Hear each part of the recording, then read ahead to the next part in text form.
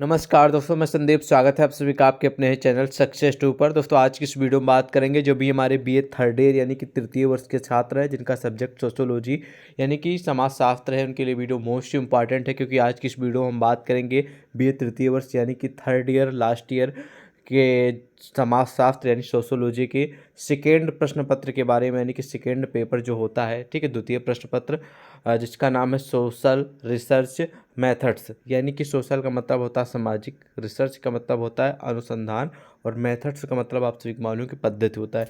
तो अगर आप ये वीडियो लास्ट तक देखते हैं तो आपका जो सेकेंड पेपर होने वाला है उसमें सारे जो क्वेश्चन हैं वो इसी छोटी सी वीडियो से आने वाले हैं। वो मैं ट्रिक आपको बताऊंगा क्योंकि ये पूरा का पूरा जो मैं आपको बताने वाला हूँ ये सेकेंड पेपर का पूरा सिलेबस है। तो आप सभी को मालूम है कि जो सिलेबस में दिया जाएगा वही सारे प्रश्न परीक्षा में बनते हैं, ठीक है, क्वेश्चन पेपर में। तो चलिए वीडियो को शुरू करते हैं।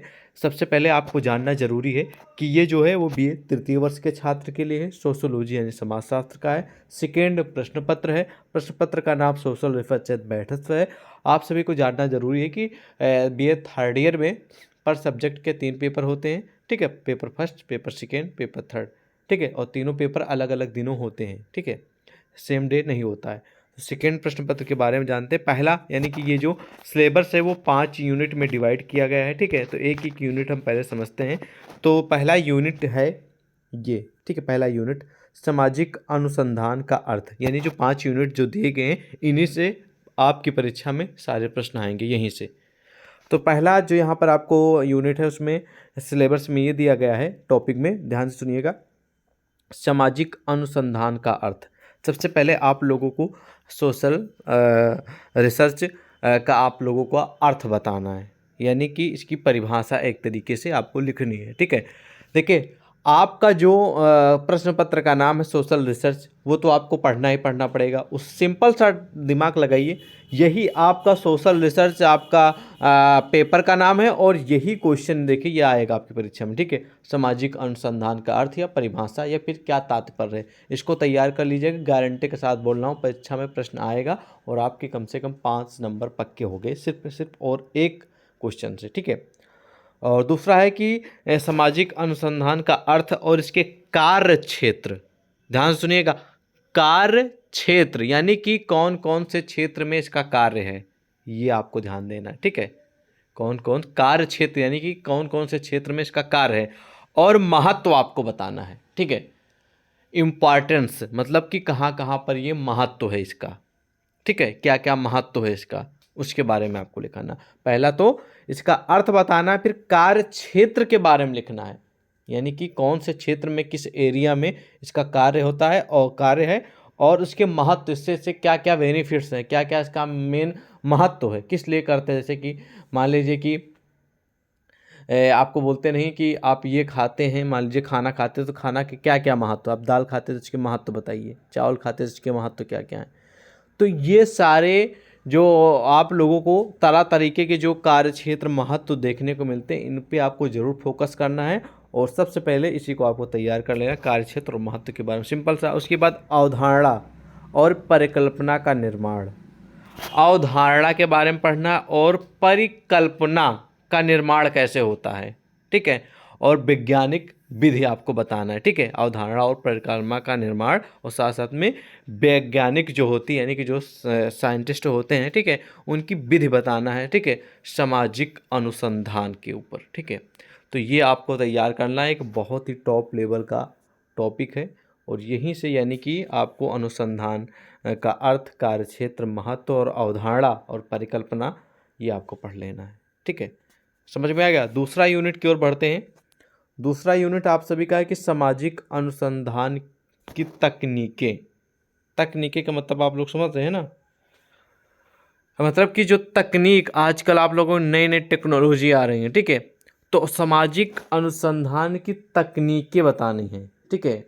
तकनीकों के बाद तकनीकें एवं, ठीक है, तकनीकी अवलोकन के बारे में लिखना है, ठीक है, ये एक हो गया। उसके बाद प्रश्नावली पे आ जाइएगा, ठीक है, क्या पे कहाँ पे आ जाइएगा, प्रश्नावली, साक्षात्कार, अनुसूची और केस स्टडी, ठीक है, ओके।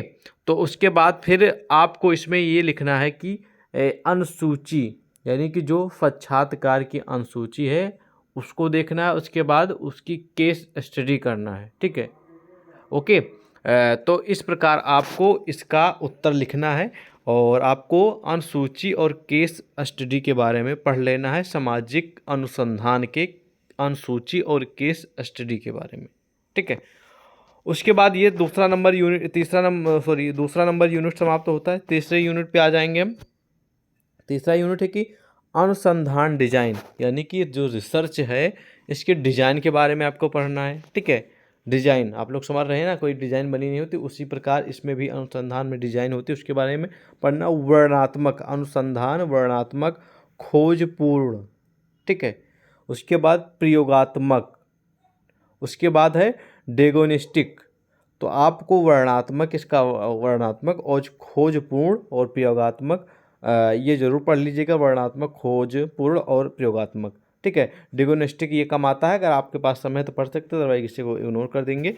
तो इसके बारे में आपको पढ़ लेना है। ठीक है, वर्णनात्मक के बारे में, खोजपूर्ण के बारे में, अनुसंधान, खोजपूर्ण, अनुसंधान, वर्णनात्मक, अनुसंधान, प्रयोगात्मक, ये आपको पढ़ लेना है। ठीक है, उसके बाद इस प्रकार अगर आप पढ़ लेंगे तो एक दो प्रश्न यहाँ से बन जाएंगे, तो करीब करीब आपके 7 से 8 नंबर पक्के हो जाएंगे। ओके, उसके बाद हम आ जाएंगे नेक्स्ट यूनिट की ओर।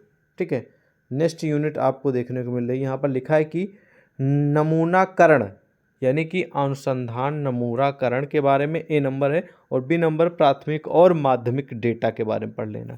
कहने का मतलब ये है कि आपको अनुसंधान नमूनाकरण के बारे में, ठीक है, और साथ साथ में प्राथमिक और माध्यमिक डेटा के बारे में अनुसंधान के, ठीक है, अनुसंधान, प्राथमिक और माध्यमिक डेटा के बारे में आपको पढ़ लेना है, और आपको इसके बारे में माइंड में अपने सेट कर लीजिएगा, क्योंकि ये प्रश्न आपकी परीक्षा में आने वाला है। ओके, चलिए नेक्स्ट यूनिट की ओर बढ़ते हैं। नेक्स्ट यूनिट में क्या दिया गया है? नेक्स्ट यूनिट में दिया गया है कि डेटा कोडिंग। डेटा कोडिंग मतलब आप लोग समझ रहे हैं, डेटा कोडिंग, फिर से समझिए, डेटा कोडिंग मतलब जो भी आप लोग कंप्यूटर है, मान लीजिए आपके पास, उसमें जो आप लोग लिखते हैं डेटा, ठीक है, उसके बाद उसमें कुछ कोडिंग की जाती है। जैसे कि मान लीजिए, कोडिंग का मतलब तात्पर्य ये है कि जैसे कि मान लीजिए हमने a+b लिखा एग्जाम्पल के रूप में, जैसे कि हमने कंप्यूटर में a+b लिखा, उसके बाद इसका क्या उत्तर होना चाहिए वो उसके सामने रिजल्ट आ जाए, ऐसा हम कोडिंग करें।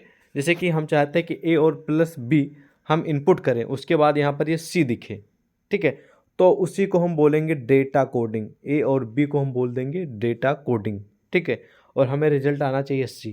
मतलब आप कंप्यूटर में या आपने लिखा a+b, ठीक है, उसके बाद आपने ये कोडिंग a और +b हो गई कोडिंग, उसके बाद आप बराबर मतलब कि इसका अगर आप लोग रिजल्ट निकालें a+ और b का कोडिंग करके तो c आए, यही हो गया आपका डेटा कोडिंग।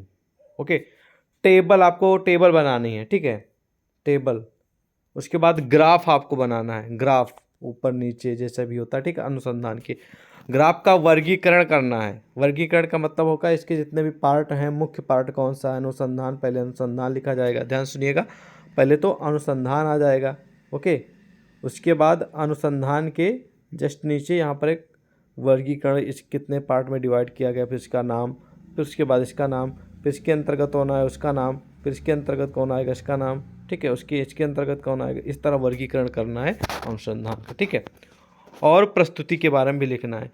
केंद्रीय प्रवृत्ति के उपाय के बारे में आपको पढ़ना है, अनुसंधान केंद्रीय प्रवृत्ति के उपाय के बारे में। अगला है मीन, मीडियन और मानक विचलन के बारे में पढ़ लीजिएगा। मीन मीडियन इग्नोर कर दीजिएगा और आपको पढ़ लेना है मानक विचलन के बारे में, ठीक है, अनुसंधान मानक विचलन के बारे में, यानी कि सामाजिक अनुसंधान मानक विचलन के बारे में, ये आपको पढ़ लेना है, ठीक है। तो जो मैंने अभी आपको बताए हैं, अगर आप इन टॉपिक को अच्छे से पढ़ लेंगे, ये सारे यूनिट में डिवाइड है, 1 2 3 4 5 यूनिट में डिवाइड है, और 5 यूनिट में जो टॉपिक मैंने बताए हैं इनके बारे में अगर आप थोड़ा भी पढ़ लेंगे, ठीक है, तो आपको काफ़ी हेल्प मिल जाएगी। इन्हीं टॉपिक से जुड़े आपकी परीक्षा में, आपके क्वेश्चन पेपर में क्वेश्चन बनेंगे, और यही सारा आपकी परीक्षा में आने वाला है, ठीक है। तो इस प्रकार आप लोग इसको तैयार करेंगे, और आप लोगों के समस्त जल्द ही हम क्वेश्चन और आंसर सहित वाली वीडियो लाने वाले हैं। कौन कौन से महत्वपूर्ण क्वेश्चन है, कौन से उसका आंसर है, वो हम आप लोगों के समक्ष जल्द लेके आने वाले हैं। तो इसलिए आप चैनल से जुड़े रहिएगा और हम आपको पूरी तरह एग्ज़ाम की तैयारी कराएंगे। हम कोशिश करेंगे कि आप 100 नंबर का पेपर हो तो आप कम से कम 80 से 85 नंबर ज़रूर ला पाएँ। ठीक है, ओके। तो आई होप आपको समझ में आ गया होगा। वीडियो अच्छी लगी तो लाइक करिएगा। अगर आपका कोई क्वेश्चन है तो कमेंट करके पूछ सकते हैं। मिलते हैं नई वीडियो में, तब तक के लिए जय हिंद।